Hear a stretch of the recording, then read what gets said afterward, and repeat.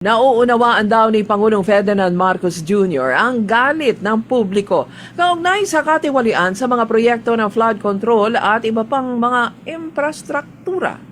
At inamin niyang kung hindi siya ang Pangulo, posibleng nasa lansangan rin siya kasama ang mga nagpuprotesta.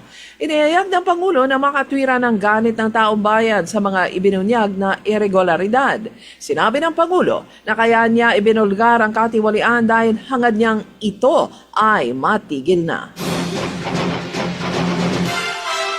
Handa sina Senator Joel Villanueva at Senator Jinggoy Estrada na pumirma ng waiver para mabuksan ang kanilang bank accounts. Kasunod ito ng aligasyon na tumanggap sila ng mga flood control projects na mga proyekto. Unang idinawit ni dating Bulacan First District Assistant Engineer Bruce Hernandez na tumanggap umano ng 30% na kickback mula sa flood control projects. Tinawag ni Estrada si Hernandez bilang habitual liar kung saan itinanggi ng senador ang mga alegasyon. Tiniyak naman ng Quezon City Police District ang kahandaan sakaling maging marahas ang mga kilos protesta ng pangunahing isinasagawa sa ilang bahagi ng EDSA. Ito ay sa gitna ng mga agam-agam na posibleng matulad sa mga rally na nagaganap sa Nepal at Indonesia, ang mga serye ng rally dito sa bansa.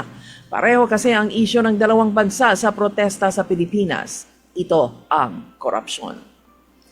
Ayon naman kay Quezon City Police Spokesperson Feby Madrid, handa ang pulisya sa tamang pagtugon sa mga mararahas na rally at demonstrasyon upang hindi ito mauwi sa pisikal o sakitan sa pagitan ng mga rallyista at ng pulisya. Balita Express. Balitang Express. PNP at AFP nakaalerto dahil sa inaasahang sunod-sunod na kilos protesta laban sa katiwalian.